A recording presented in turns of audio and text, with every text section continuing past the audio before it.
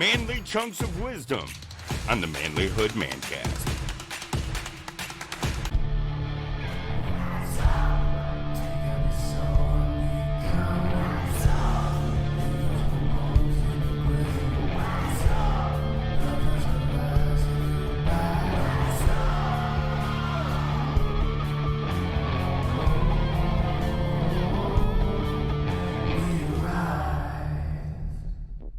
Gentlemen, welcome to the Manlihood Mancast.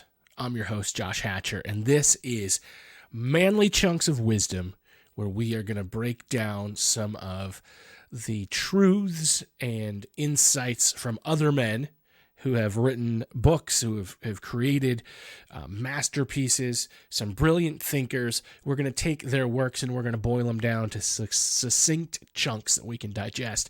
And today, we're going to be looking at some quotes from Fyodor Dostoevsky. Now, he was a Russian novelist in the 19th century and largely regarded as one of the best novelists of all time. He wrote the Brothers Karamazov and many other books. And in those books, there are some fantastic chunks that we can kind of just pull out and learn from. And that's what we're going to do today. So let's take a look at some of these quotes from Fyodor Dostoevsky. Above all, don't lie to yourself. The man who lies to himself and listens to his own lie comes to a point that he cannot distinguish the truth within him or around him, and so loses all respect for himself and for others. And having no respect, he ceases to love. So true, guys. I don't think we realize or understand how much we lie to ourselves, how effective we can be at it. You might think that it might be difficult to lie to yourself because you know the truth, but we can do that. We can compartmentalize our brains so easily and then just choose to believe something that we know is untrue. And it will break us down if we do that. Tell yourself the truth over and over again. Pain and suffering are always inevitable for a large intelligence and a deep heart. The real great men must, I think, have great sadness on earth.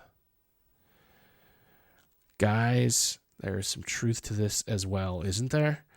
You know, nobody wants to admit that to be a great man, to be an intelligent man, to be a loving man costs you. And there is pain and sadness and hurt that comes along with it sometimes. You know, you can want to do great things, but those great things come at a cost. Let's be prepared for that cost. To go wrong in one's own way is better than to go right in someone else's. This is from Crime and Punishment, and excellent quote. You know, so often we worry about what everybody else thinks. What's that going to get you? Let's worry about our own perspective in our own life and worry less about what other people have to say. And work on doing the right thing, yes, but not because somebody else says so, because it's the right thing to do and it is our conscience. Dostoevsky says, I say let the world go to hell, but I should always have my tea. Yeah, I just like the quote. Man only likes to count his troubles. He doesn't calculate his happiness. So true, guys. There is a power in counting your blessings and making the time to actually enumerate the things that make you happy, the good things in your life, because it's so easy to get distracted and focus on all the things that are going wrong and not really take the time to count up the things that are going right. People speak sometimes about the bestial cruelty of man, but that is terribly unjust and offensive to beasts. No animal could ever be so cruel as a man, so artfully, so artistically cruel. And there's some truth there, guys. Mankind, I don't think he's just talking about males here. Mankind has like a cruelty gene sometimes, and I wonder why. The brokenness of the world definitely extends to and is like amplified by the heart of a broken and wicked man. And I think we need to not be so cruel. I think we need to work on being people of love, people of grace, people of kindness, capable of cruelty, but not exercising it. The mystery of human existence lies not in just staying alive, but in finding something to live for. Yes, I say this all the time, that you need to find and understand your purpose and your mission and your vision and your values. And I think that in the power of doing that, you really understand what you're here to do. And I believe we all have the same purpose, to be honest with you. I really do. I believe we all have the same purpose. But I think that the act of you discovering it is powerful. The act of you walking through it and trying to figure out, why am I here? And what am I here to do? That's where you find the meaning in life. But how could you live and have no story to tell? Fyodor Dostoevsky says this in his book, White Nights. I like this because I'm a story guy, and I love stories, and I love sitting around with the family and telling stories, and I'm probably telling the same stories 50 times. My kids are getting to the place where they're like, I think it's time to put Dad in a home. He keeps telling the same stories over and over again. But those stories are really important. What's your story? What stories are there that you've got to share around a table and pie after a dinner, and tell your kids and to tell your wife and to tell the people that you love? You know, if you really truly live, there's stories to tell. And I think there's a power in those stories, and we need to live in them. In Crime and Punishment, he says, taking a new step, uttering a new word is what people fear most. And again, all of these quotes are in the context of a novel. They're different novels. And so there's all kinds of story, I'm sure, wrapped up in this quote itself. But just taking it out as a chunk, it just feels so wise. It's the truth. We fear doing something new. We fear stepping into what we're supposed to step into doing this new thing. Every time that I've ever had to start something new, I can't sleep the night before. Because I'm scared, because I'm nervous, because I'm anxious. But that is really the thing we should do, is to do that new thing. The world says you have needs, satisfy them. You have as much right as the rich and the mighty. Don't hesitate to satisfy your needs. Indeed, expand your needs and demand more. This is the worldly doctrine of today, and they believe that this is freedom. The result for the rich is isolation and suicide, for the poor, envy and murder.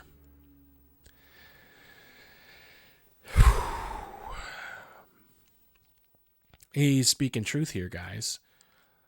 There's this doctrine of the world that they teach and that they try to inject and they try to tell everybody, and that's get yours before everybody else does. And, you know, I think that's what fueled in Russia the Bolshevik Revolution was, I mean, they were fighting for quote-unquote equalities, what they said they were fighting for, to take from the rich and to give to the poor. But what they ended up doing was they created a world where nobody had anything really worthwhile, and the rich stayed rich, and their lives were meaningless, and the poor were struggling hard to survive and taking everything they could. And barely getting by. So they were in the same spot they were before the revolution. But no matter what culture we're in, no matter what time in history we're in, I think we have to strive for something better.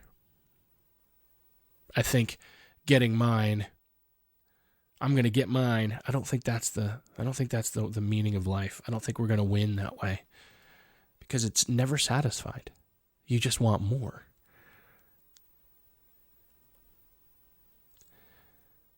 Much unhappiness has come into the world because of bewilderment and things left unsaid.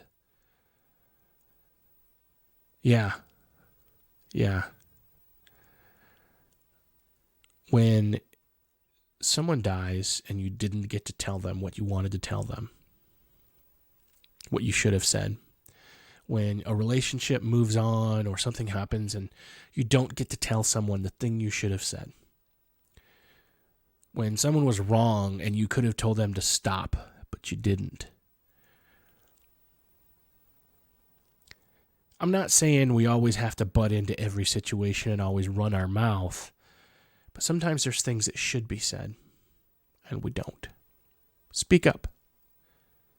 Speak up. Nothing in the world is harder than speaking the truth. Nothing easier than flattery. Whew. Boy, he's speaking some truth there. Speaking the truth is hard. It is difficult, and it's not always pleasant. But it's easy sometimes just to butter people up and to get what you want. To love someone means to see them as God intended them. This one I really like. Whether or not you believe in God, I do. And when I see another person and I see, it's easy for me to pick apart and to see all the things they're doing wrong and all the things I don't like about them, all the things that need to change, and to get critical of other people. But if I look at them as a person the way that God intended them, who he intended them to be, who he wants them to be, who he made them to be, I see them with love and with grace. And I think that's the filter that we need to view people through. Right or wrong, it's very pleasant to break something from time to time. Yes, it is very pleasant. Here in this town, there's a axe throwing place, and they also have a smash room. And I haven't been to the smash room yet, but I'd love to go and just break stuff. It sounds like a really good time. A good way to kind of channel that energy of destruction into something that doesn't matter. I can see the sun, but even if I cannot see the sun, I know that it exists. And to know that the sun is there, that is living. This is from the Brothers Karamazov. And yes. That's something that I think people forget. You look outside and you say, oh, it's cloudy. You say the sun's not out. But actually, technically, the sun is out. It's just up over the clouds, and you can't see it. It's there. And maybe you can't see it today. But even if it's nighttime, the sun is still out. The sun is still up. It's just shining on somebody else right now. And it'll come back around. The earth is going to continue that rotation because, yes, the earth is round. The earth is going to continue that rotation, and it's going to make its way to where the sun is shining on it again, and you'll have daylight again. The clouds will eventually part, and you'll have sunny blue skies again. And if you fly up high enough, you'll have sunny blue skies. And I think that having that attitude about everything, that the good is there and you'll see it again, I think that gives you some hope and a way to function cleaner in life, a way to function where you can really hold on to something worthwhile and meaningful. The awful thing is that beauty is mysterious as well as terrible. God and the devil are fighting there, and the battlefield is the heart of men. Yeah, so beauty is one of those things, and it can lead us astray, but it can also just bring us joy. And yeah, it is as mysterious as it is terrible. I love this quote.